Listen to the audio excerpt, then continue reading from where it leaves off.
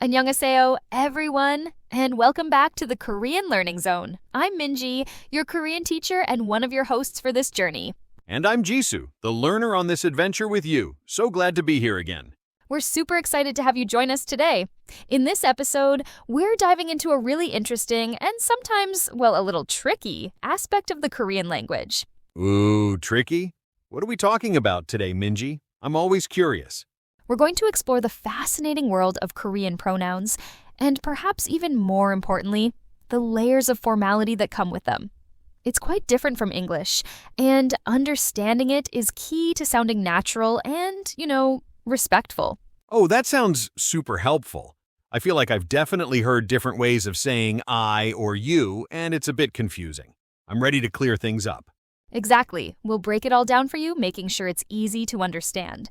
So let's just jump right in, shall we? So Jisoo and everyone listening, today's topic is all about Korean pronouns, and let me tell you, they're quite different from what we're used to in English. Like, really different. Oh, I've noticed that. It's not just a straightforward I or you, right? Exactly. In English, we just have I, you, he, she, it, we, they, and they don't really change based on who you're talking to or how close you are to them.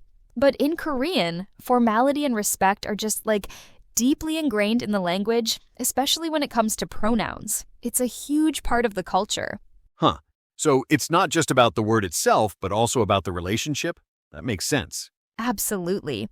That's why simply translating an English pronoun directly into Korean often doesn't quite work, and can actually lead to some, awkward situations if you're not careful. We need to consider the context, the age of the person, your relationship with them, all that good stuff. For starters, let's talk about how to say I in Korean. You might have heard a couple of different ways already. The two main ones we're going to focus on are na, and jeo. We'll dive into when to use each of these, because that's where the nuance really comes in. Okay, so let's start with ena, spelled N-A. This is your informal I. Think of it as, the version of I you use when you're super comfortable with someone. You'd use na when you're talking to really close friends, like your bestie, your family members, especially siblings or parents. Though with parents, it can sometimes depend on the family. And definitely with people who are younger than you, or roughly the same age, and you've established a very casual relationship. So, for example, if you want to say I like apples to your friend, you'd say 나는 사과를 좋아해요. Here, na is followed by nun, which is a topic marker. Or if you're saying I saw you, it could be 나를 보았어요, where na is followed by ril, an object marker. And for my or mine, you'd use nai or often just ne, which is a shortened form of nai, like nega bang for my bag. Okay, so it's strictly for informal, really close relationships, or like people younger than you. So would it be weird, for example, if I used when talking to someone I just met, but they seem to be around my age, or like in a casual setting like a cafe? I always get confused about that gray area. That's a really good question, Jisoo, and it's a common point of confusion. Generally, no, you wouldn't use ena with someone you just met, even if they're around your age. At least not right away.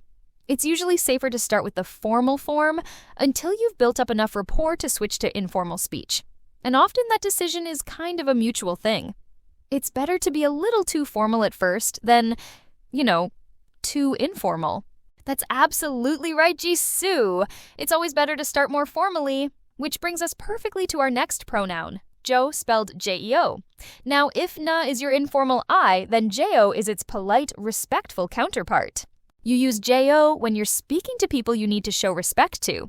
Think of it this way: strangers, elders, anyone in a professional setting like your boss or a professor, or just generally informal situations. It's the default I when you're unsure or when you want to be extra polite. So, for example, if you're introducing yourself formally, you might say 저는 민지입니다, meaning I am Minji. Here, Jo is again followed by 니은, our topic marker. If you're saying please look at me to someone older or in a position of respect, you'd use 열어보세요. And for my or mine in a formal context, it's 저희, or often shortened to J, like 제 이름은 민지입니다, for my name is Minji. It's really the direct contrast to na, where na says when you were close, Geo says, I respect you. Does that, make sense? Oh, yeah. It really clarifies it. So if I wanted to say, I am going to the store to, like, my friend's grandmother, I would say Jonun gaje gayo? Is that right? I feel like I'm finally getting the hang of it. You got it, Jisoo! Jonin geijiegayo is absolutely perfect for speaking to your friend's grandmother. That's a great example of using geo correctly. You're definitely getting the hang of it, and that's awesome to hear.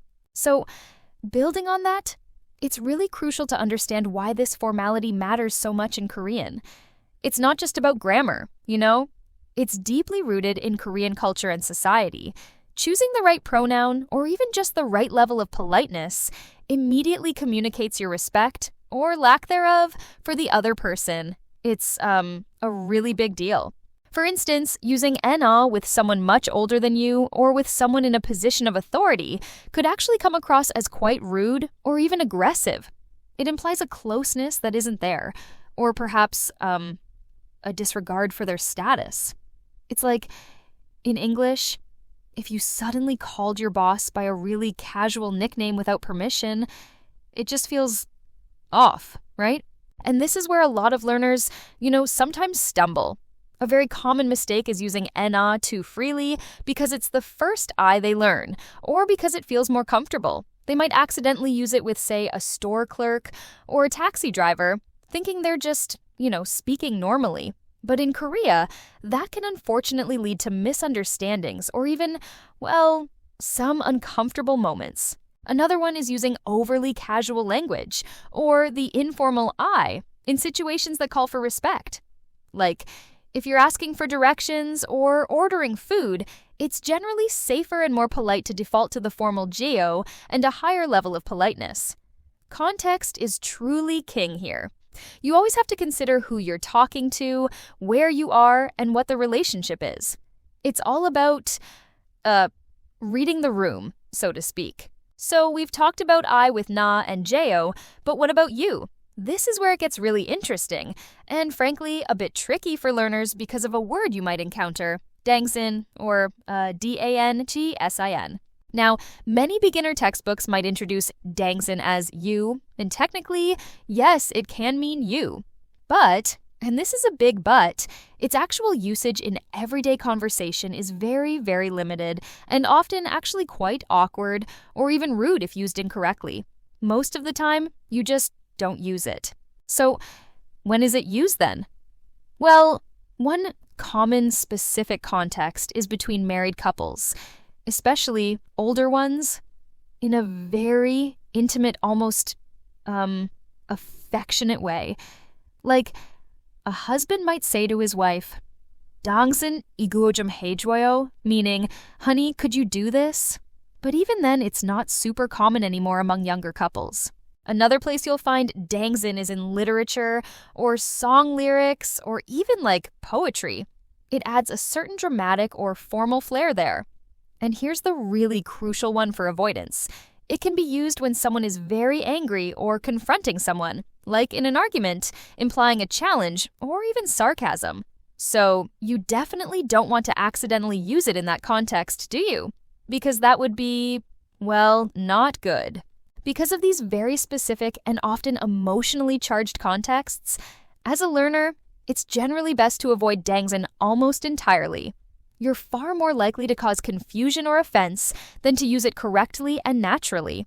Instead, for you, Korean often just avoids the pronoun altogether. You usually use the person's name, if you know it, often with an honorific suffix like si, si, so like jisoo-si. Or you use their title like seon생님 for teacher, or sajangnim for boss. Or sometimes the context just makes it clear who you're talking to, so you don't need a word for you at all. It's, quite different from English, isn't it? Okay, so we've covered a lot today, haven't we? We've talked about na for informal I, geo for formal I, and why we pretty much avoid dangsin for you in most situations. It's really all about respect and knowing your relationship with the person you're speaking to, To really solidify this, let's do a little practice. I'll give you Jisoo and our listeners some scenarios, and you can tell me whether na or jeo would be more appropriate. How does that sound? Oh, yes, I think I'm ready. maybe. I mean, it's a lot to take in, but I'm excited to try. Perfect. Don't worry, we'll start simple. Okay, first scenario. You're talking to your best friend from high school. You want to say, I'm going to the cafe. Would you use na or jo? Best friend.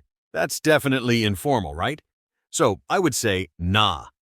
Nanun kape gayo. Is that right? Exactly.